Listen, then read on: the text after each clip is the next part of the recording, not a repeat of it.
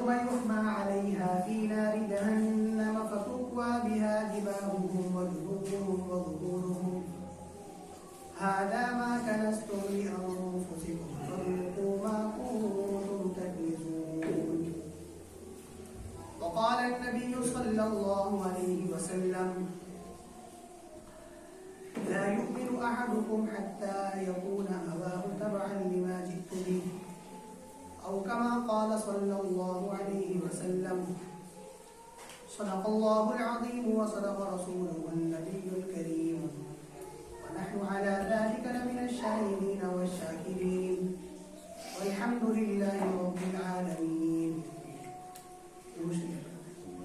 اللهم صل على محمد وعلى آل محمد كما صليت على إبراهيم وعلى آل إبراهيم إنك حميد مجيد. اللهم بارك على محمد وعلى آل محمد كما باركت على إبراهيم وعلى آل إبراهيم إنك حميد مجيد. رمضان المبارک کا دوسرا جمعہ ہے.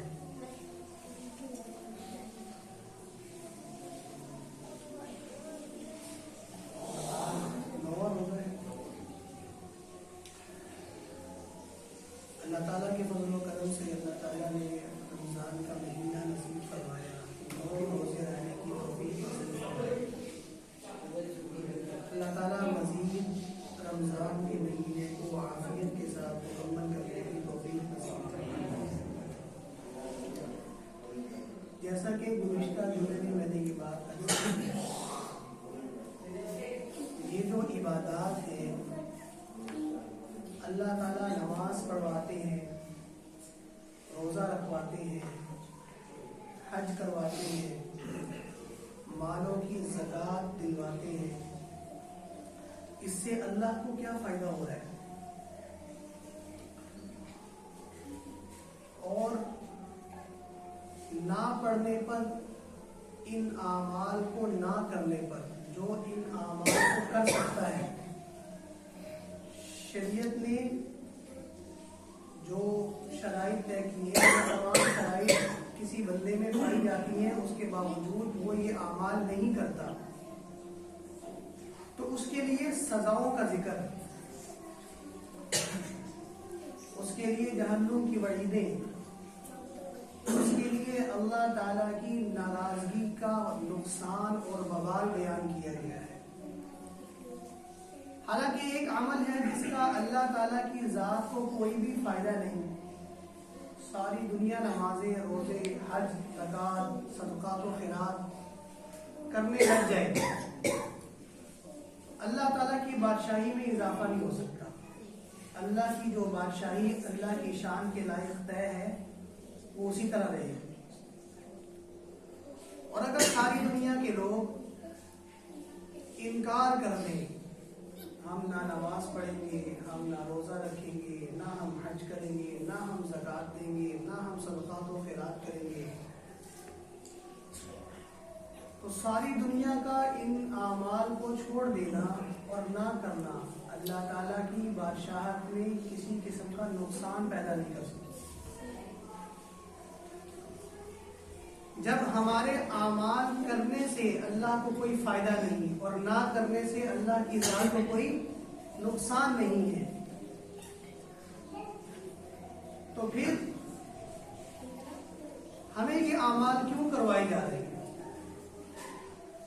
اس کی کیا وجہ ہے؟ اللہ کرے کہ یہ وجہ ہمیں سمجھ میں آ جائے تو ہمارے لیے عمل کرنا آسان ہے. سب سے پہلی وجہ کیا ہے؟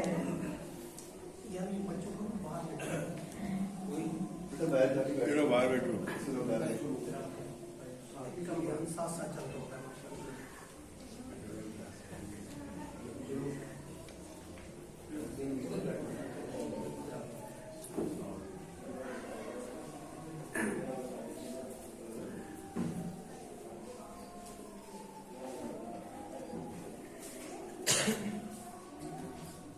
تو ان اعمال کو کروانے کا مقصد کیا ہے؟ سب سے پہلی وجہ، انسان نے نماز کیوں پڑھنی ہے؟ انسان نے روزہ کیوں رکھنا ہے؟ انسان نے حج کیوں کرنا ہے؟ انسان نے اپنے مال کی زکات کیوں دینی ہے؟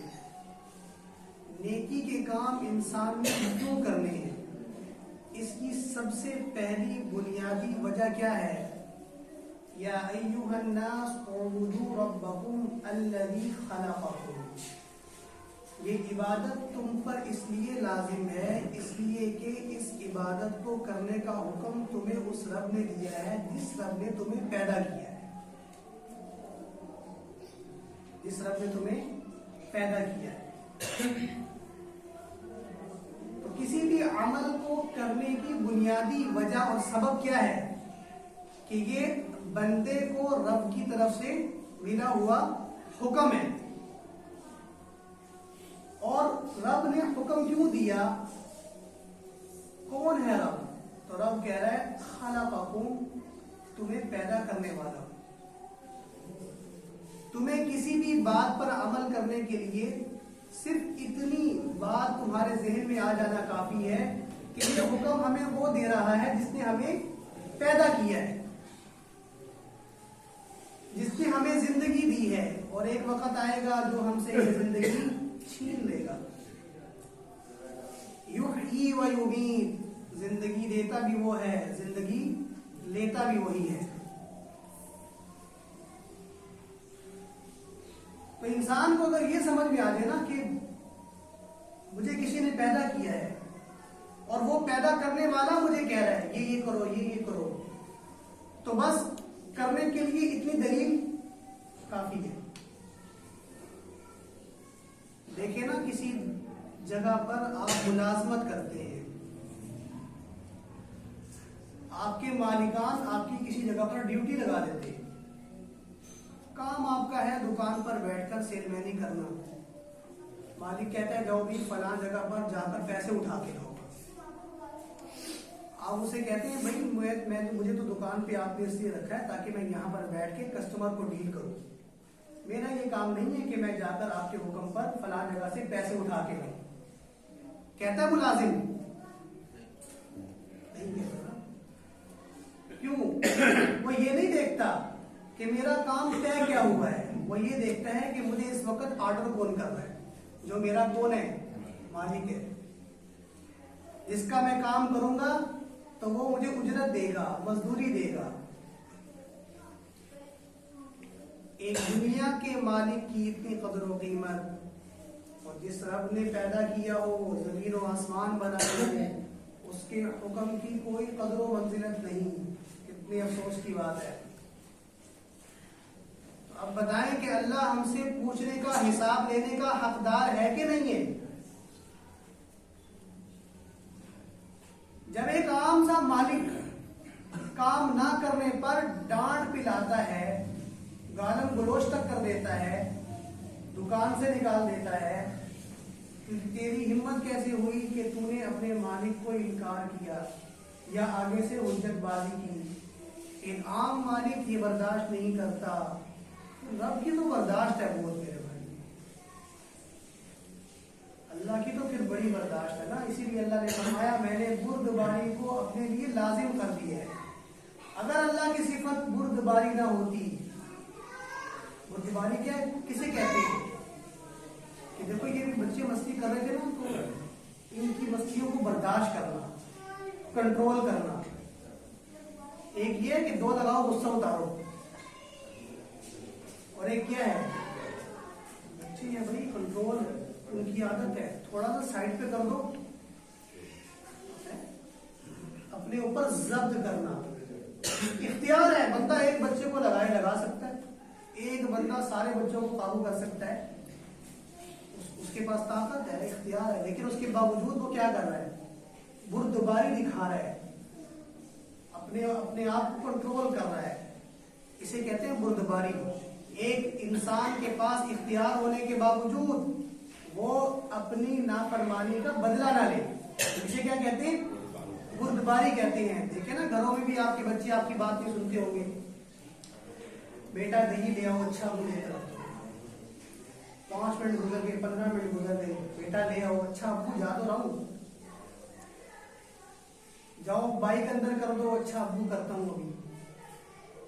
10 بجے کہا ہے 10:30 ہو گئے ابھی تک لیپ ٹاپ پر بیٹھا ہوا ہے, موبائل لے کر بیٹھا. ابھی تو نے کیا کیوں نہیں؟ اچھا ابو کرتا ہوں. ابو کیا کر رہے ہیں؟ برداشت. یہ ہے بردباری. کیا خیال ہے کہ آج کل تو ایسے ابو ایسے آ نہیں رہے کہ بچہ اگر انکار کرے تو ابو ایک لگائیں. آج کل ایسے ابو بہت کم ہو گئے. ہماری فیلڈ ہے نا, ہم بچوں کو دیکھ رہے ہوتے ہیں تو ہمیں آج کل ایسے ابو ملتے نہیں. ہاں ایسے ابو ملتے ہیں استاد کو جو کہتے ہیں تم نے کہا تو کیوں کہا. اور ایک دور ہمارا تھا استغفر اللہ الذی لا الہ الا هو الحی القیوم واتوب الیہ. کہ بیٹا تجھے کہا ہے تیرے باپ نے کیا, تو نے کیوں نہیں وجہ. تجھے آرڈر دینے والا کون ہے؟ تیرا باپ. تو میرا باپ نہ بن, میں تیرا باپ ہوں. تجھے میں نے کہا ہے, تو کیوں نہیں کر رہا؟ تو پھر جوتی جو میدان میں آتی تھی اس کی برکتیں ہی کچھ اور تھی. آج جو ہم بیٹھے ہوئے نا, یہ ابو کی اور امی کی جوتیوں کی برکتیں. جن بچوں کو ابو امی کی جوتیوں کی برکتیں نصیب نہیں ہے نا, وہ مسجد میں نہیں آ رہے یا نیک کام میں نہیں لگے ہوئے, اپنی زندگی برباد کر کے بیٹھے ہوئے. تو اختیار ہونے کے باوجود کنٹرول کرنا, بردباری کرنا, یہ سب سے جو اعلیٰ اور کنفرم صفت ہے وہ کس کے اندر موجود ہے؟ اللہ کی ذات کے اندر. کہ اللہ تعالیٰ کہہ رہے ہیں پیدا بھی تو میں کر رہا ہوں, کھلا بھی رہا ہوں, پلا بھی رہا ہوں, تمہاری زندگیوں کا مالک بھی میں ہوں. اس کے باوجود تم میرے حکم کو نہیں مان رہے. چاہوں تو ایک مرتبہ انکار کرنے پر ملیا میٹ کر دوں, لیکن پھر بھی تمہیں جتنی زندگی دی ہے موت کے وقت تک بردباری دکھا رہا ہوں, تمہیں مہلت دے رہا ہوں. اس مہلت کا فائدہ اٹھاؤ اور ہر حکم کو صرف یہ سوچ کے کرو کہ یہ نماز میں کیوں پڑھ رہا ہوں, کیونکہ اس نماز کو پڑھنے کا حکم مجھے کس نے دیا ہے؟ جس نے مجھے پیدا کیا ہے. یہ میں روزہ کیوں رکھ رہا ہوں؟ اس لیے کہ اس روزے کو رکھنے کا حکم مجھے اس رب نے دیا ہے جس رب نے مجھے پیدا کیا ہے. یہ میں اتنے پیسے خرچ کر کے حج تک کیوں جا رہا ہوں؟ پاگل ہو گئے ہو بھائی. کسی بچی کی شادی کرواؤ, کسی کو جہیز دو, کسی پڑوسی کو دو, جا کر 12-15 لاکھ روپے کیوں خرچ کر رہے ہو؟ حکم کس کا ہے؟ اللہ کا. یہ اپنے ہی مال میں سے 2.5% اٹھا کر ایسے بندے کو دینا جس کو میں جانتا ہی نہیں ہوں. کوئی دیتا ہے کسی کو 5 روپے آج کل؟ کوئی آ کر مانگے تو کہتے ہیں بھائی اللہ بھلا کرے. لیکن جب زکوٰۃ کا وقت آتا ہے تو اپنے ہی مال میں سے نکال کر ایسے بندے کو دیا جا رہا ہے, بعض اوقات جس بندے سے سلام دعا بھی نہیں ہے, کبھی اس کو دیکھا بھی نہیں. کیوں؟ اس لیے کہ یہ حکم کون دے رہا ہے؟ اللہ تعالیٰ دے رہا ہے. تو اعمال کروانے کا مقصود دراصل اللہ کی عظمت اور محبت دل کے اندر پیدا کرنا ہے. اگر عمل کے باوجود بھی انسان کے دل میں اللہ کی عظمت اور محبت پیدا نہیں ہو رہی تو سمجھ لو کہ اس کا عمل اللہ کے ہاں قبول نہیں ہوا. یہ بھی آپ پیمانہ اپنے پاس رکھ لیں. عمل کی قبولیت کی نشانی کیا ہے؟ دل میں اللہ کی عظمت مزید بڑھ جائے, دل میں اللہ تعالیٰ کی محبت مزید بڑھ جائے. اور اگر عمل کے باوجود بھی اللہ کی محبت دل میں نہیں بڑھ رہی, عظمت دل میں نہیں بڑھ رہی, تو اس کا مطلب یہ ہے کہ عمل سرسری ہو رہا ہے, اوپر سے قبولیت کی مہر نہیں لگ رہی. تو ان سارے احکام میں ایک تو روزہ ہے جو آج کل ہم رکھ رہے ہیں. رسول اللہ صلی اللہ علیہ وسلم نے فرمایا کم من صائم لیس لہ من صیامہ الا الظمأ. آپ کو کتنے ایسے روزے دار نظر آئیں گے؟ نبی فرما رہے ہیں آپ کو کتنے ایسے روزے دار نظر آئیں گے کہ جو صبح روزہ رکھتے ہیں, شام کو ان کو بھوک اور پیاس کے علاوہ کچھ نصیب نہیں ہوتا. شام کو جب افطار کا وقت ہوتا ہے نا تو ان کے حصے میں صرف کیا آ رہا ہوتا ہے؟ بھوک اور پیاس کا برداشت کرنا. باقی اجر وغیرہ ان کو اللہ تعالیٰ نہیں دیتے روزے. وَكَمْ مِنْ قَائِمٍ لَيْسَ لَهُ مِنْ قِيَامِهِ إِلَّا السَّحَرُ اور کتنے ایسے ہیں جو رات کو تراویح بھی پڑھتے ہیں، قیام بھی کرتے ہیں، لیکن سوائے تھکاوٹ کے جاگنے کی ان کے حصے میں اور کچھ بھی نہیں آتا۔ یہ کیوں؟ اس لیے کہ عمل کروا رہے ہیں اللہ تاکہ اس عمل کی وجہ سے زندگی میں کوئی تبدیلی آئے، اللہ کی محبت عظمت دل میں بڑھے اور اعمال کرنے کا شوق مزید آئے، پیدا ہو۔ لیکن جب انسان رسمی طور پر عبادت کرتا ہے تو اللہ تعالیٰ کہہ رہے ہیں روزہ رکھے گا، بھوک پیاس کے علاوہ کچھ نہیں ملے گا، تراویح پڑھے گا، تہجد پڑھے گا، تھکنے کے علاوہ جاگنے کے علاوہ کچھ نہیں ملے گا۔ اسی لیے صبح بھی جو تذکرہ ہوا نا کہ ابراہیم علیہ السلام نے جب بیت اللہ تعمیر کیا، اسماعیل علیہ السلام نے، تو دونوں باپ بیٹوں کی زبان پر کیا دعا تھی؟ ربنا تقبل منا، اے میرے رب عمل کی توفیق تو آپ نے دے دی، قبولیت کی مہر بھی لگائی۔ عمل کرنا کمال نہیں ہے، عمل کو اللہ سے قبول کروانا اصل ہے۔ ہم روزے تو رکھ لیں لیکن اس روزے کو اللہ سے قبول نہ کروا سکیں تو پھر نبی نے فرمایا سوائے بھوک پیاس کے اور کچھ نہیں میسر آئے گا۔ ہم رات کو تہجد تو پڑھیں، نوافل تو پڑھیں، تراویح تو پڑھیں، تراویح بھی آج کل لوگ نہیں پڑھتے ماشاءاللہ۔ کہتے ہیں صبح سے لے کر کام کر رہے ہیں، مولوی سب تھک جاتے ہیں، اتنا تو آرام تھوڑا بنتا ہے نا، جس دکان پہ جا کر بیٹھ کے کما رہے ہو اللہ اس دکان کو آگ لگا دے۔ آج کل تو ویسے ہی ڈاکو پھر رہے ہیں، بھوکے ننگے لوگ ہو چکے ہیں، بازاروں میں ڈکیتیاں ہو رہی ہیں، نا دنیا میں یہ سارا کچھ، یہ میں ہی دیکھتا ہوں کہ آپ بھی دیکھتے ہیں، سب دیکھتے ہیں، پھر بولا کریں تھوڑا تھوڑا سا۔ تو وہ کیا ہو رہا تھا؟ تو اللہ تعالیٰ اگر اسی دکان کو، اسی کاروبار کو ہلاک کرتے میٹ میں، دیکھا نہیں آپ نے اتنی اونچائی سے لوگ کیسے دھڑم زیرو ہو جاتے ہیں، صفر ہو جاتے ہیں؟ یہ کون کر رہا ہوتا ہے؟ یہ نظام کون متحرک کر رہا ہوتا ہے؟ کسی زبان سے ادا کریں اللہ، کون کر رہا ہوتا ہے؟ اللہ۔ تو جو رب سارا دن دکان پہ تجھے امن کے ساتھ، سکون کے ساتھ تیری معاش کا انتظام کر رہا ہے، اس رب کے لیے تو 20 تراویح کھڑے ہو کر نہیں پڑھ سکتا، تو پھر رب جب تجھ پر عذاب دے دے تو تجھے پھر چیخو چلانے کی اجازت نہیں دی۔ جوان جوان ہیں، ہٹے کٹے ہیں ماشاءاللہ، آپ ان کے سامنے دسترخوان سجاؤ، ایک کنارے سے کھانا شروع کریں گے، دوسرے کنارے پر پہنچ جائیں گے، لیکن 20 تراویح پڑھنے کی مشقت نہیں اٹھائیں گے۔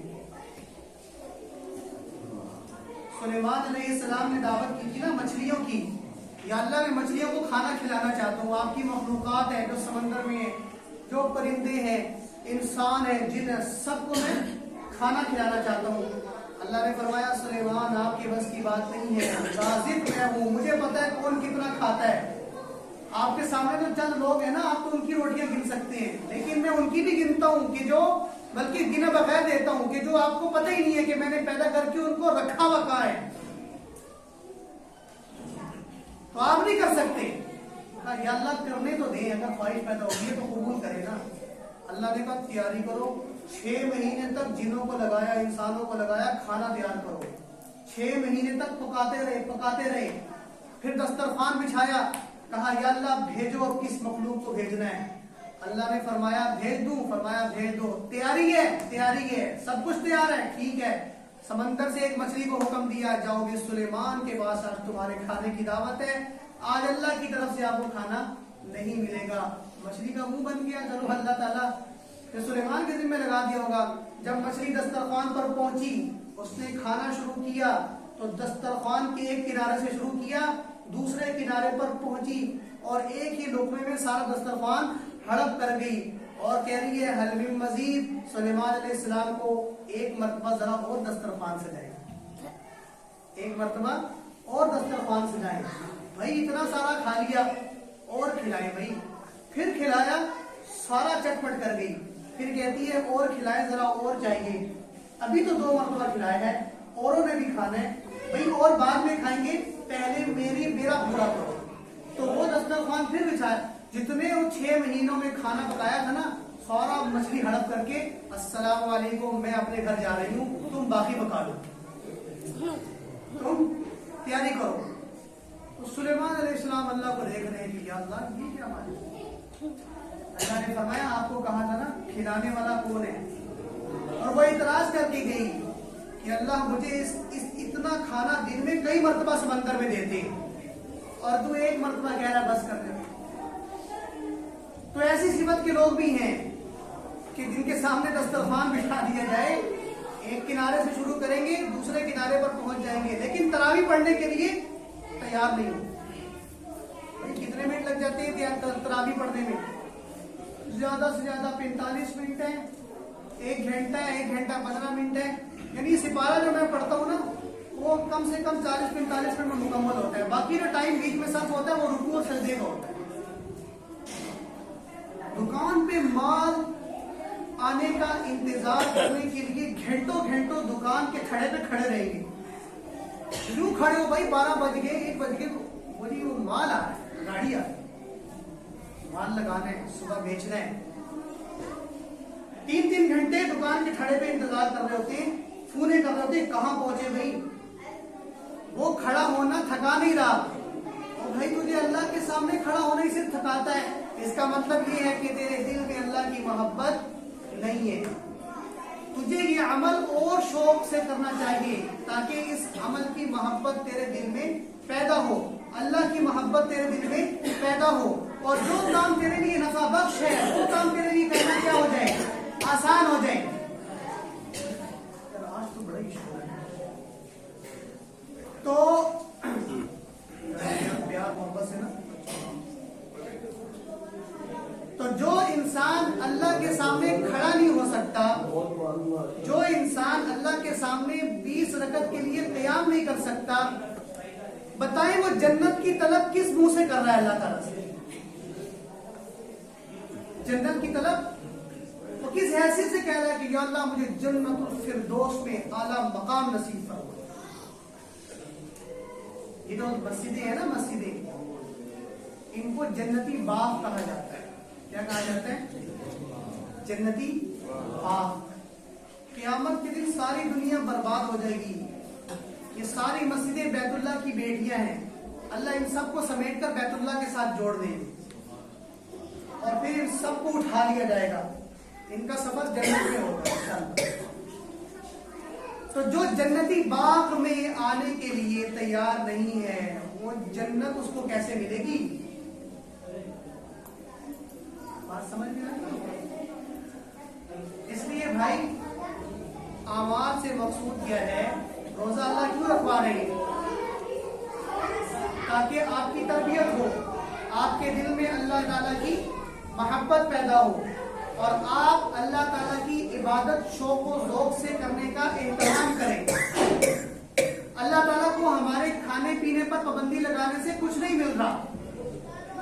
یہ پابندی ہمارے لیے ہی فائدے مند ہے. اس پر جو اجر ملنا ہے وہ ہمیں ہی ملنا ہے, اور اس اجر کا فائدہ دنیا آخرت میں ہمیں ہی ملنا ہے. اللہ تعالیٰ کو نہ ہمارے روزے رکھنے سے کوئی فائدہ ہے, نہ ہمارا روزہ رکھنے سے اللہ تعالیٰ کو کوئی نقصان ہے. اسی طرح اللہ زکوٰۃ کی مال میں سے زکوٰۃ کیوں دلوا رہے ہیں؟ تاکہ آپ کو پتہ لگے کہ جو رب دیتا ہے تو وہ لینا بھی جانتا ہے. ابھی تو وہ حکم دے رہے کہ 2.5% الگ کرو, لیکن اگر نہیں کرو گے تو وہ سارا تمہاری زندگیوں سے الگ کرنے پر قادر ہے. قرآن مجید میں اللہ تعالیٰ کیا فرما رہے ہیں؟ ان کثیرا من الاحبار والرهبان ليأكلون اموال الناس بالباطل. بعض لوگ بڑا مال اکٹھا کر لیتے ہیں اپنے پاس, نہ حلال کی تمیز نہ حرام کی تمیز, بس آئی جاؤ تجوریاں بھری جاؤ, اپنے پاس ایک جمع پونجی اکٹھی کیے جاؤ, اس میں لَيَأْكُلُونَ أَمْوَالَ النَّاسِ بِالْبَاطِلِ, ہر حربہ استعمال کر کے بس ان کا مقصود کیا ہوتا ہے؟ مال کو اکٹھا کرنا. وَيَصُدُّونَ عَنْ سَبِيلِ اللَّهِ, نہ خود نیکی کا کام کرتے ہیں, نہ کسی کی نیکی میں معاونت کرتے ہیں, نہ کسی کو نیکی کی دعوت دیتے ہیں. والذین یکنزون الذهب والفضة ولا ينفقونها فی سبیل اللہ، اللہ سونا دیتے ہیں جمع کر کے بیٹھ جاتے ہیں، اللہ چاندی دیتے ہیں جمع کر کے بیٹھ جاتے ہیں، ولا ينفقونها فی سبیل اللہ، جب خرچ کرنے کی باری آئے تو ہیلے بہانے تراشتے ہیں، کنی کتراتے ہیں، بھاگنے کی کوشش کرتے ہیں، چھپنے کی کوشش کرتے ہیں، کسی طرح سے بچ جائے، کسی کو دینا نہ پڑے، کسی پر خرچ نہ کرنا پڑے۔ اللہ کہہ رہے ہیں کہ دنیا میں مال اکٹھا کر کے خوش ہوتے ہیں، عیش و عشرت کی زندگی گزارتے ہیں، ہم نے یہ گاڑی بھی لے لی، ہم نے وہ مکان بھی خرید لیا، ہم نے وہ پلاٹ بھی لے لیا، ہم نے فلاں جگہ ڈیل کر لی، بڑی خوش باش ہوتے ہیں، ٹھٹھے مارتے ہیں، ہنستے ہیں، راتوں کو ان کی میٹنگز ہوتی ہیں، اپنے تذکرے کرتے ہیں بیٹھ کے، آج میں نے وہاں سے اتنا پھنسایا، آج میں نے وہاں سے اتنا پھنسایا، خوشباش زندگی گزار رہے ہوتے ہیں۔ اللہ نبی سے کہہ رہے ہیں ان خوش ہونے والے کو بتاؤ فبشرہم بعذاب علیم، ہم تمہیں آخرت کے دردناک عذاب کی خوشخبری بھی دے رہے ہیں۔ یہ مال اللہ نے تمہیں اس لیے نہیں دیا اس پر سانپ بن کے بیٹھ جاؤ، یہ مال تمہاری ضرورت پورا کرنے کے بعد تمہارا حق نہیں، اس پر لوگوں کا حق ہے، اللہ کی مخلوق کا حق ہے۔ اور کم از کم اتنا حق تو ادا کرو کہ سال کے بعد 2.5% اللہ کے نام پر نکالو۔ یہ تو تم پر کیا نکالنا، فرض ہے، واجب ہے، جمع کرو گے وقتی خوشیاں ملیں گی، لیکن اللہ کہہ رہے فبشرہم بعذاب علیم، ان کو آخرت کا دردناک عذاب کی خوشخبری بھی فری میں دے دو ساتھ میں، تاکہ پتہ چلے کہ جتنی خوشخبریاں سمیٹ لیے اس میں ایک خوشخبری اور بھی ایڈ کر لو کہ ہمارے پاس جب آؤ گے نا تو پھر ہمارے پاس دردناک عذاب تمہیں ملے گا۔ یوم یحمى علیہا فی نار جہنم، اللہ تعالی ہم سب کی حفاظت فرمائے، قرآن پڑھا کرے۔ یوم یحمى علیہا، ان کو جب جہنم میں ڈالا جائے گا تو اس سے پہلے جہنم کو ان پر بھڑکایا جائے گا، چلی جلائی جہنم کو مزید کیا کریں گے اللہ، بھڑکائیں گے۔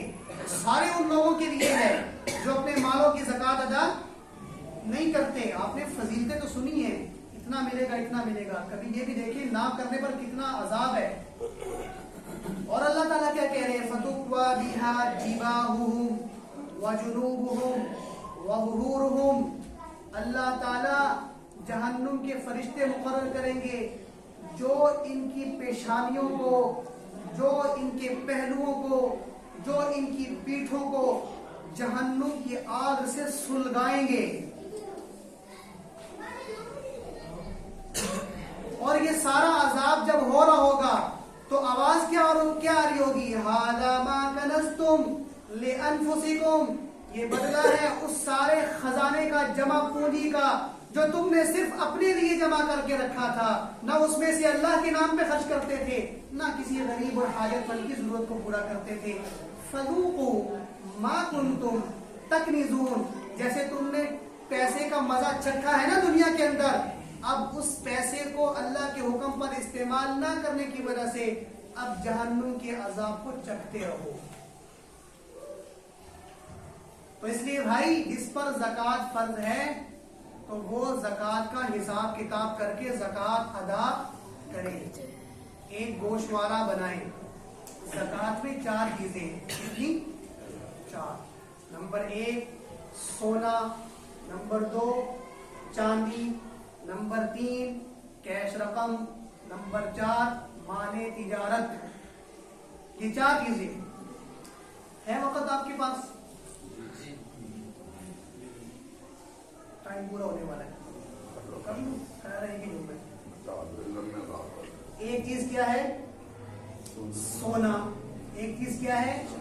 چاندی، ایک چیز کیا ہے؟ کیش رقم، ایک چیز کیا ہے؟ مال تجارت۔ یہ 4 چیزیں مستقل علیحدہ علیحدہ مال ہیں، ان کا نصاب بنتا ہے۔ کسی شخص کے پاس سونا ہے، صرف اور صرف کیا؟ سونا، سونے سے مراد گولڈ جو سرافہ بازار میں ملتا ہے، سونا کتنا؟ کم از کم 7.5 تولہ۔ کتنا؟ 7.5 تولہ۔ اس کے پاس کم از کم 7.5 تولہ ہے یا اس سے زائد ہے. کم از کم مقدار شریعت نے 7.5 تولہ مقرر کی ہے. اس کے علاوہ اس کے پاس نہ چاندی ہے، نہ کیش رقم ہے، نہ مال تجارت ہے، لیکن سونا اس کے پاس اتنا ہے جو کتنا بن رہا ہے 7.5 تولہ. تو اس بندی پر زکوٰۃ فرض ہے، زکوٰۃ کی ادائیگی فرض ہے. اس سونے کی کل قیمت لگائی جائے اور اس کا 2.5% ادا کر دیا جائے. اگر پیسے نہیں ہیں کسی سے بطور قرض لے کر ادا کر دو. بعد میں جب ہمارے پاس آئے، بعض اوقات ایسا نہیں ہوتا ہے نا، چیزیں پڑی ہوئی ہیں لیکن ادائیگی کے لیے پیسے نہیں ہیں، تو کسی سے پکڑ لو کہ میں نے ابھی زکوٰۃ ادا کرنی ہے، میرے پاس آئیں گے میں آپ کو دے دوں گا. نہیں ہے تو پھر شریعت کہتی ہے سونا لے جاؤ اٹھا کے بازار میں، اس کو فروخت کرو اور پھر اس میں سے جو پیسے بنتے ہیں وہ نکال کے زکوٰۃ ادا کرو. باقی کا سونا لینا ہے لے کر گھر آ جاؤ، نہیں لینا تمہاری مرضی ہے، لیکن تمہیں سونے میں سے زکوٰۃ ادا کرنی پڑے گی. نمبر 2 ہے چاندی. کسی بندے کے پاس صرف اور صرف چاندی ہے تو شریعت نے اس کی مقدار مقرر کی ہے 52.5 تولہ. کم از کم کتنی؟ اس سے کم ہو تو پھر زکوٰۃ نہیں ہے. کم از کم کتنی پہنچتی ہو یا اس سے زیادہ ہو. تو اگر اس کے پاس چاندی یعنی زیور کی شکل میں ہے اور وہ کتنی بن رہی ہے 52.5 تولہ، تو پھر اس نے بھی زکوٰۃ ادا کرنی ہے. طریقہ کار یہی ہوگا جو سونے کی زکوٰۃ ادا کرنے کا ہے، 2.5% ادا کرے گا. کسی کے پاس نہ سونا ہے نہ چاندی ہے، بلکہ اس کے پاس اکاؤنٹ میں پیسے پڑے ہوئے ہیں، جن پیسوں کو اگر حساب کتاب لگایا جائے تو وہ 52.5 تولے چاندی کی قیمت کے برابر یا اس سے زائد بن رہے ہیں، اور وہ سیونگ میں پڑے ہوئے ہیں. کس میں؟ اس پیسے پہ نہ کسی کا قرضہ چڑھا ہوا ہے، یعنی کسی کے پاس ابھی جو اسٹیٹ بینک نے جو نصاب مقرر کیا کم از کم 1,03,000 روپے. کتنا؟ 1,03,000 روپے. اگر کسی بندے کے پاس سیونگ میں پڑے ہوئے ہیں تو اس پر زکوٰۃ ادا کرنا فرض ہے.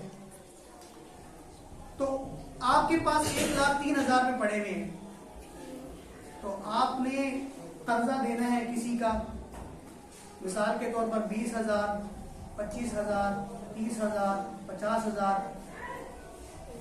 تو اگر آپ اس 1,03,000 میں سے 50,000 نکال لیں گے تو پیچھے آپ کے پاس 53,000 روپے بچ جائیں گے. اب آپ صاحب نصاب لیں گے کیونکہ آپ نے قرضے کے لیے پیسے نکال لیے.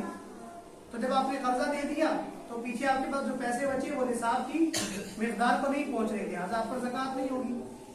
لیکن بعض اوقات ایسا ہوتا ہے کہ ہم نے قرضہ دینا ہوتا ہے 3 4 5 مہینے کے بعد اور زکوٰۃ کا سال ابھی پورا ہو رہا ہے اور پیسے ابھی ہمارے پاس اتنے موجود ہیں جو نصاب کے برابر پہنچتے ہیں، تو دیکھا جائے کہ بھئی 2.5% ہی تو نکالنا ہے تو قرضہ بھی دینا ہے 4 5 مہینے کے بعد. تو 4 5 مہینے میں اللہ تعالیٰ مزید مال دے دیں گے، لہذا اس وقت کیا کریں؟ زکوٰۃ ادا کر دیں. تو ایسا شخص بھی جس کے پاس کتنی ہو کیش رقم 52.5 تولے چاندی کی مقدار کے برابر سیونگ میں پڑی ہو، اس کی ضروریات اس سے وابستہ نہ ہو. دیکھو یہ لوگ، میں اس لیے کلیئر کر رہا ہوں کہ جو آپ کے پاس پیسے پڑے ہوتے ہیں نا، انسان معاملات اسی سے چلا رہا ہوتا ہے نا. اس میں سے آپ نے اگر کرائے کا مکان ہے تو کرایہ دینا، آپ نے بجلی کے بل بھی دینے، آپ نے کھانے پینے کا بندوبست بھی کرنا ہے. ٹھیک ہے، مثال کے طور پر کسی کے پاس 50,000 روپے پڑے ہوئے ہیں، 50,000 روپے اس کی سیلری آ گئی ہے. اب اس کے پاس کتنا آ گیا؟ 1 لاکھ روپے. 3-4 ہزار روپے مزید اس کے پاس آ گئے، 1,03,000 اس کے پاس پورا ہو گیا. اب شریعت کیا کہتی ہے؟ صاحب نصاب بن گیا کیونکہ اس کے پاس 1,03,000 روپیہ جمع ہو گئے. لیکن اس نے یہ جمع ہونے کا مقصد کیا ہے کہ یہ اکٹھے ایک جگہ پر پڑے رہیں، اس میں سے کوئی اس کی ضرورت وابستہ نہ ہو. ضروریات وابستہ ہوں گی تو پھر وہ نصاب نہیں بنے گا، وہ تو اس کی ضرورت بنے گی. ضرورت کے علاوہ سیونگ کے اندر اتنا مال پڑا ہوا ہو، اس کیش رقم پر کیا بنے گی؟ زکوٰۃ بنے گی 2.5%. اسی طرح آپ کام کرتے ہیں، تجارت کرتے ہیں، آپ مال خریدتے ہیں، माल को बेचते हैं और उस माल की मालियत 52.5 तोले चांदी के बराबर या उससे जायद है, तो उस पर भी आपको साल के बाद ज़कात अदा करना जरूरी और लाजिम है। बाज पैसे आपके पास होते हैं, आपने किसी को कर्ज दिए हुए, मिसाल के तौर पर आपके पास 1,10,000 रुपए, 20,000 रुपए, 5,000 रुपए, लाख रुपए आपके पास पड़ा हुआ है सेविंग में, और बाकी अखराजात भी आपके माशाल्लाह रोजमर्रा के चल रहे हैं। वो बाकी अखराजात उस सेविंग को कोई नुकसान नहीं पहुंचा रहे, वो पैसा वैसे ही आपके पास पड़ा हुआ है, और आपने 50,000, 40,000 किसी को कर्जा भी दिया हुआ है। तो अब जिसको आपने कर्जा दिया हुआ है उससे आपने वसूल करना है ना, वो पैसे भी आपकी मिल्कियत के हैं, वो आप ही की हैं, आपको एक ना एक दिन मिलेंगे, तो वो पैसा भी आपकी सेविंग में शुमार होगा। उसको भी आप उस 1 लाख 3, 4, 5 हजार के साथ क्या करेंगे, काउंट करेंगे, इकट्ठा करेंगे और ज़कात का हिसाब उसको मिलाकर करेंगे। आपने कमेटी डाली हुई है, किस किस ने डाली हुई है, कोई भी नहीं बताएगा। कमेटी डाली हुई है आपने, तो कमेटियां आप देते हैं, मिसाल के तौर पर आपने 1 लाख रुपए की कमेटी डाली और 70,000 रुपए आप कमेटी के मद में दे चुके हैं। कमेटी अभी तक आपकी नहीं निकली, 70,000 रुपए आप अदा कर चुके हैं। तो ये जो 70,000 रुपए आपने दिए ना कमेटी वाली बाजी को, आंटियों को जो कमेटियां डालती है मोहल्ले में, 70,000 रुपए जो आपने उनको दिए, ये 70,000 आपके लिए उसके लिए ऐसे हैं जैसे आपने उसको कर्जा दिया हुआ है। समझ रहे हो बात को, क्या दिया हुआ है? आपकी जो 70,000 रुपए कमेटी की मद में आंटी के पास चले गए ना, खाला के पास या जिसके पास आपने कमेटी डाली हुई है, उमूमन मोहल्ले में आंटी की कमेटी डालती है, तो उनको आपने जो 70,000 रुपए कमेटी की मद में दिए हैं, आपकी कमेटी 1 लाख रुपए की पड़ी है, लेकिन आपकी कमेटी अभी निकली नहीं है, तो ये 70,000 जो आप कमेटी की मद में उस तक पहुंचा चुके हैं, ये आपने उसको क्या दिया है, कर्ज दिया है। इस 70,000 को भी आप निसाब में काउंट करेंगे। समझ रहे? इसी तरह बाज़ औक़ात आप कमेटी एडवांस में ले लेते हैं और पैसे आपके पास चल रहे होते हैं, तो वो आपको जो एडवांस कमेटी मिल गई लाख रुपए दिए, आपने 40,000 रुपए थे, अभी 70,000 रुपए दिए, 80,000 रुपए दिए, यानी अभी आपको पहले से क्या मिल गई, कमेटी एडवांस में मिल गई। तो अब कमेटी वालों ने आपको क्या दे दिया, कर्जा। ये जो आपके पास पैसे आए ना, ये क्या है, कमेटी वालों ने आपको बतौर कर्जा दे दिए हैं, जो आपने बाकी अदा करने हैं। तो जितने अदा करने लाजिम हैं उनको निकाल के जितने बचेंगे वो ज़कात के बाद में आप क्या करेंगे, ऐड करेंगे। यह है कमेटियों का मसला। इसी तरह आप मकान खरीदते हैं, नीयत आपकी ये होती है कि इस मकान को खरीद कर फिर जब 4 पैसे मिलेंगे आगे फरोख्त कर दूंगा, आगे बेच दूंगा। मिसाल के तौर पर 50 लाख का लिया, जब मुझे 55, 60, 52, 53 मिलेंगे तो मैं आगे इसको फरोख्त कर दूंगा। ऐसा मकान भी माल तिजारत कहलाएगा। जो आपने खरीदा है इस नियत से कि जब नफा मिल रहा होगा तो मैं इसको फरोख्त कर दूंगा, तो इस मकान की मालियत को भी ज़कात के माल में ऐड किया जाएगा। उस गोशवारे में लिखा जाएगा कि ये पैसे 50 लाख भी उन 1 लाख रुपए में ऐड कर दो, जो मैंने अलग से छुपा के रखे हैं। इसी तरह से आप कोई प्लॉट खरीदते हैं, तो प्लॉट इंसान 2 तरह से खरीदता है ना, या तो आपने कैश पे खरीदा है या आप किस्तों पे खरीद रहे हैं प्लॉट। नियत ये देखी जाएगी अव्वल कि आपने प्लॉट खरीदा किस नियत से। क्या आपने प्लॉट इस नियत से खरीदा था कि जब मुझे पैसे मिलेंगे तो इसको फरोख्त कर दूंगा नफे के साथ, तो ये प्लॉट भी क्या है, माले तिजारत है। ये चाहे आपने कैश पे खरीदा हो, चाहे आपने किस्तों पे खरीदा हो। किस्तों पे खरीदा है तो जितनी किस्तें आप दे चुके हैं उस सारी किस्तों को आप क्या करेंगे, अपने माल के अंदर ऐड करेंगे। समझ गए ना? और अगर कैश पे खरीदा था तो मौजूदा मालियत जो उस प्लॉट की होगी اس مالیت کو ایڈ کریں گے. یہ نہیں دیکھیں گے کہ میں نے تو 10 لاکھ روپے کا خریدا ہے, مارکیٹ میں بھی اس کا ریٹ 13 لاکھ 15 لاکھ روپے لگ رہا ہے, تو 10 لاکھ روپے ایڈ نہیں کریں گے, کم از کم 12-13 لاکھ روپے آپ کو ایڈ کرنا پڑے گا. کیونکہ اگر آپ بیچتے تو یہ 10 لاکھ کا نہیں بکتا, کتنے کا بکتا؟ 12-13 لاکھ روپے کا بکتا. خریدا آپ نے 10 لاکھ کا تھا, لیکن اب اس کی مارکیٹ ویلیو کیا بن گئی ہے؟ 12-13 لاکھ. تو ابھی آپ نے بیچا نہیں ہے, لیکن مارکیٹ میں ویلیو یہ چل رہی ہے اس کی. تو آپ کو جب نصاب میں پیسے ایڈ کریں گے اس پلاٹ کے, تو 10 لاکھ جو خرید ہے آپ کی وہ ایڈ نہیں کریں گے, بلکہ مارکیٹ ویلیو ایڈ کریں گے. سمجھ رہے بات کو؟ اس پیسے کو اکٹھا کر کے نصاب میں کاؤنٹ کریں گے, پھر اس کی زکات ادا کریں گے. اسی طرح بعض اوقات اپنا کاروبار بھی ہوتا ہے, لیکن انسان نے کچھ پیسے انویسٹ کیے ہوتے ہیں, وہاں سے اس کو منتھلی آ رہا ہوتا ہے. تو اگر نفع آ رہا ہے, نفع تو کھا لیتا ہے, لیکن جو پیسے انویسٹ کیے ہوئے ہیں نا کسی کے مال میں, کاروبار میں, اس کل رقم جو انویسٹ کی ہوئی ہے اس کو بھی آپ نے کاؤنٹ کرنا ہے. 5 لاکھ روپے 10 لاکھ روپے آپ نے کسی جگہ پر انویسٹ کیے ہوئے ہیں نا, جس سے آپ کو ماہانہ نفع مل رہا ہے, اور نفع آپ کھا جاتے ہیں, یا نفع اگر سیو ہو رہا ہے تو پھر اس کو بھی آپ ایڈ کریں گے. لیکن کم از کم اس انویسٹمنٹ کے پیسے کو آپ نے کیا کرنا ہے؟ زکات کے مال میں شمار کرنا ہے, ایڈ کرنا ہے, اور اس کو بھی حساب کتاب میں شامل کرنا ہے. باقی جس گھر میں آپ رہتے ہیں, رہائش والا آپ کا مکان ہے, اس پر زکات نہیں ہے. جو گاڑی آپ کے پاس ہے چاہے 4 کروڑ کی ہے, لیکن آپ اس پر سواری کرتے ہیں, اس پر زکات نہیں ہے.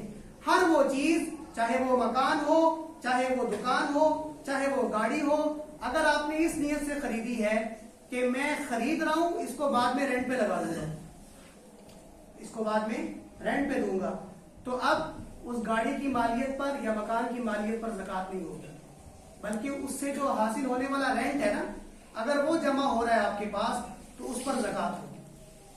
لیکن اگر آپ نے گاڑی, مکان, دکان اس نیت سے خریدا کہ جب مجھے اچھے پیسے ملیں گے میں اس کو مارکیٹ میں فروخت کر دوں گا, اور پھر آپ نے کرائے پہ بھی لگایا ہے, تو پھر اب زکات کرایہ اگر بچ رہا ہے اس پر بھی آئے گی, اور جب آپ فروخت کریں گے تو مارکیٹ ویلیو کے حساب سے اس کا مال بھی, اس کی قیمت بھی آپ کو زکات میں ایڈ کرنی پڑے گی. سمجھ رہے؟ باقی جو چیزیں آپ کی ضروریات ہے نا, جیسے رہائشی مکان, سواری کے لیے گاڑی, استعمال کے لیے موبائل, یہ ساری آج کل کی کیا ہے؟ ضروریات ہیں.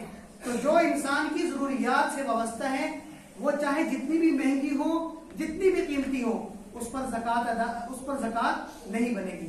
زکات بنے گی 7.5 تولہ سونا ہو, کم از کم 52.5 تولہ چاندی ہو, کیش رقم ہو جو کتنی ہو, ٹھیک ہے, 52.5 تولے چاندی کی قیمت کے برابر. مال تجارت ہو جو کم از کم کتنا ہو, 52.5 تولے چاندی کے. دیکھو نا, مثال کے طور پر میں نے موبائل خریدا ہے اور نیت یہ کہ میں اس کو بیچوں گا, اس کی موبائل کی مالیت کتنی ہے؟ 20,000 روپے, اور مارکیٹ میں اس کو 25,000, اور میرے پاس اس کے علاوہ مال تجارت نہیں ہے, تو اس کی زکات نہیں ہوگی. کم از کم کتنا مال ہونا چاہیے؟ 52.5 تولہ چاندی کی قیمت کے برابر جو مال پہنچتا ہے. لوگ دکانوں میں لوگوں نے لاکھوں روپے کا مال رکھا ہوتا ہے, زکات نہیں دیتے. یہ ہمارے پاس یہ تو ہم نے بیچنے کے لیے رکھا ہے, تبھی تو زکات ہے اس پر. اگر آپ نے ڈیکوریشن پیس کے لیے رکھا ہوتا تو اس پر زکات نہیں. گھروں میں ڈیکوریشن پیس لگے ہوتے ہیں نا, بڑے بڑے مہنگے, اللہ تعالیٰ کہہ رہے ہیں اجازت ہے تمہارا مال ہے لگاؤ, اس پر زکات نہیں ہے. اپنے گھر کو سجا رہے ہو, ٹائلیں لگائی ہوئی ہیں, ماربل لگائے ہوئے, مہنگے سے مہنگا لگاؤ, کوئی زکات نہیں ہے. اپنی لیے اپنی خواہش کو اپنے پیسوں سے پورا کر رہے ہو, کوئی زکات نہیں ہے. ہاں, جو نصاب اللہ نے بتائے ہیں, اگر تمہارا مال اس کے ارد گرد آتا ہے یا اس کے ضمن میں آتا ہے, اس کو ایڈ کر کے کیا کی جائے گی؟ زکات ادا کی جائے گی. زکات کس کو نہیں دے سکتے؟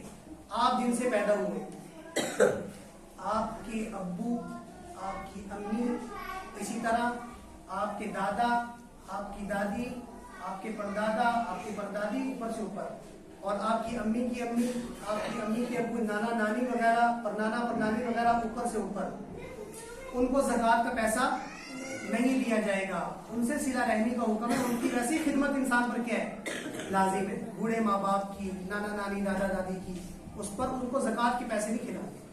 اسی طرح ماں باپ, دادا دادی اور نانا نانی, وہ اپنی اولاد کو, بیٹوں کو, بیٹیوں کو, نواسوں کو, نواسیوں کو, پوتوں کو, پوتیوں کو وہ زکات کے پیسے نہیں دیں گے. کیوں؟ یہ ان کی ذمہ داری ہے کہ وہ اپنی اولاد کا خرچہ پورا کریں. ان کا خرچہ زکات کے پیسوں سے پورا نہیں کیا جائے گا. آپ اپنے سگے بھائی کو زکات دے سکتے ہیں, آپ اپنی خالہ کو زکات دے سکتے ہیں, آپ اپنے چچا کو زکات دے سکتے ہیں, تایا ابو کو زکات دے سکتے ہیں, پھوپھی جان کو زکات دے سکتے ہیں. ٹھیک ہے, بھابھی ہے, یتیم بیوہ ہے, اس کو زکات دے سکتے ہیں آپ. ٹھیک ہے, آپ کے کزن ہیں, چچا زاد ہیں, مامو زاد ہیں, پھوپھی زاد ہیں, خالہ زاد ہیں. آپ اگر وہ صاحب نصاب نہیں ہے تو ان کو زکات آپ دے سکتے ہیں. 2 ثواب ملیں گے, ایک تو زکات دینے کا, دوسرا رشتہ داروں کے ساتھ صلہ رحمی کرنے کا. کیونکہ یہ رشتہ دار ہے نا آپ کے, یہ خونی رشتے ہیں, یہ آپ کے قریبی رشتے ہیں, یہ آپ کے ساتھ غم یا خوشی میں شریک ہوتے ہیں. لہٰذا ان کے احوال آپ کے سامنے ہیں, ڈھکے چھپے نہیں ہیں. آپ کو تلاش کرنا بھی آسان ہے. باہر آپ جائیں گے, آپ کو تحقیق کرنی پڑے گی, پتہ نہیں اس پر زکات لگتی ہے بھی کہ نہیں لگتی. لیکن جو آپ کے خاندان میں لوگ چل رہے ہیں ان کا تو اوڑھنا بچھونا آپ کے سامنے ہے. لہٰذا ان کی تحقیق بھی اتنی نہیں ہے. زکات کے پیسے دیں گے تو زکات کے پیسوں سے صلہ رحمی بھی ہو جائے گی اور ان کی حاجت بھی پوری ہو جائے گی. بات سمجھ رہے ہیں؟ اسی طرح سے یہ دیکھیں, آج کل افطاری کے دسترخوان لگے ہوتے ہیں, بڑے بڑے دسترخوان لمبے لمبے لگے ہوئے نا. لوگوں کو بیچاروں کو پتہ ہی نہیں ہے اور جا کر اس دسترخوان لگانے والے کو زکات دے دیتے. اس طرح کے دسترخوانوں پر زکات ادا نہیں ہوتی. زکات کے مال کو ادا کرنے کے لیے ضروری ہے جس کو آپ زکات دے رہے ہیں, جو آپ کی زکات استعمال کرے گا وہ آپ کے پیسے کا مالک بن جائے. وہ آپ کے پیسے کا کیا بن جائے؟ مالک بن جائے. اب دسترخوان پہ کتنے لوگ ہیں, کس کس کو مالک بنائیں گے پتہ ہے آپ کو؟ لوگوں کھانا لگ رہا ہے اس سے کھا تو سکتے ہیں, کھا لیا کسی نے, کھانا تو کیا ہے, جائز ہے. لیکن ایسے لوگوں کو زکات ادا نہیں دینی چاہیے جن کے پاس کوئی حساب کتاب ہی نہ ہو کہ ہم نے اس زکات کو خرچ کس طرح کرنا ہے.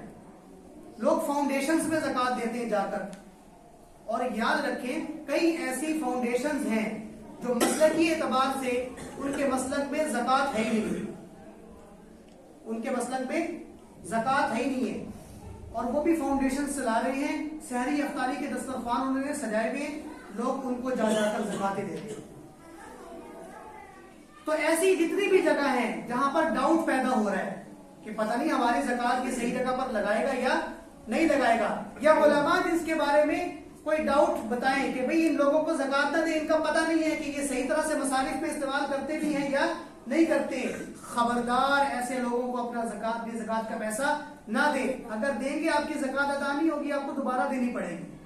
لہذا آسان طریقہ شریعت نے کیا کہہ دیا, اپنے قریب و قرب و جوار میں, رشتہ داروں میں دے دو, ان کو دے دو. ان کو آپ نے دے دی تو پھر سب سے بہترین جو مصرف ہے نا زکات کا, وہ مدارس ہے, دینی مدارس, جہاں پر آپ کی زکات جاتی ہے اور وہاں پر طلباء علماء علم حاصل کرتے ہیں, وہ پھر دین بتانے والے بن جاتے ہیں.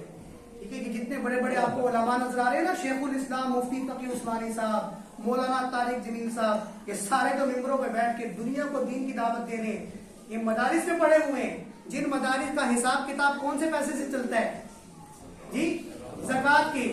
آپ کے تو 2000 پہ جائیں گے, لیکن وہ 2000 روپے اس بچے کے علم حاصل کرنے میں لگیں گے تو آپ کو کتنا اجر ملے گا, جتنا وہ دین کا کام کر رہا ہے اتنا. لیکن پہلی بنیادی یہ کہ آپ اپنے قرب و جوار رشتہ داروں میں دیں, پھر آپ کہاں جائیں, باہر کی طرف جائیں. جب آپ کے پاس پیسے ہو نا اور بھی, تو پھر آپ مدارس کی طرف چلے جائیں. اور پھر دائیں بائیں لوگ آتے ہیں, بھکاری آتے ہیں دروازے پر, جی زکات, کوئی صدقہ خیرات نکالتے ہیں. ایسے لوگوں کو زکات ادا کرنے سے زکات ادا نہیں ہوتی. کہیں آپ نے دیکھا خواتین ہوتی ہیں, تھیلی اٹھائی ہوئی ہیں, ٹھیک ہے, بیچ میں کپڑے ڈالے ہوئے, راشن والی, کوئی زکات شکات, بچے یتیم, یہ وہ سارا کچھ, تو ان کو نکال کے دے دی زکات. نہ دیں ایسے لوگوں کو زکات. بھکاریوں کو زکات کے پیسے دیں گے, زکات ادا نہیں ہوگی.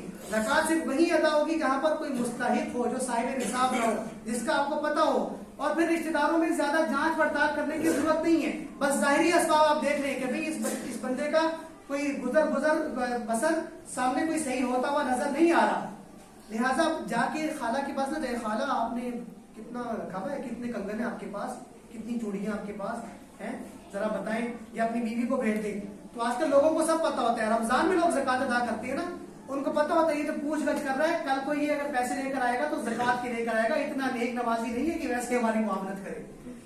تو زکات ادا کرتے وقت جن لوگوں کے آپ کے قریبی رشتہ دار ہیں، جن کا آپ کو ظاہری احوال پتہ ہے، بس ظاہری احوال پہ اعتبار کر کے ان کو زکات دے دیں، زیادہ تحقیق میں پڑھنے کی ضرورت بھی نہیں ہے۔ اسی طرح جس کو آپ زکات دے رہے ہیں اس کو بتانے کی ضرورت بھی نہیں ہے کہ یہ زکات کا پیسہ ہے، آپ استعمال کر لیں، نہیں، آپ کے دل میں نیت ہونی چاہیے میں اپنے اس عزیز کو پیسے دے رہا ہوں، زکات کی ہیں، اللہ قبول کر لیں گے، آپ کو اس کو بتانے کی ضرورت نہیں ہے، بتائیں گے تو اس کے دل میں وہ اوپر پیدا ہوگی نا کہ بھی مجھے زکات کے پیسے، ہاں ان جگہوں پر بتائیں جیسے مدارس میں، تو ان جگہوں پر بتائیں کہ یہ زکات کا پیسہ ہے، کیونکہ انہوں نے پھر مصارف میں کیا کرنا ہوتا ہے، استعمال کرنا ہوتا ہے۔ باقی کسی نے کوئی مسئلہ پوچھ رہا ہوں بات میرے سے پوچھ لیں، اللہ تعالیٰ عمل کی توفیق نصیب فرمائے۔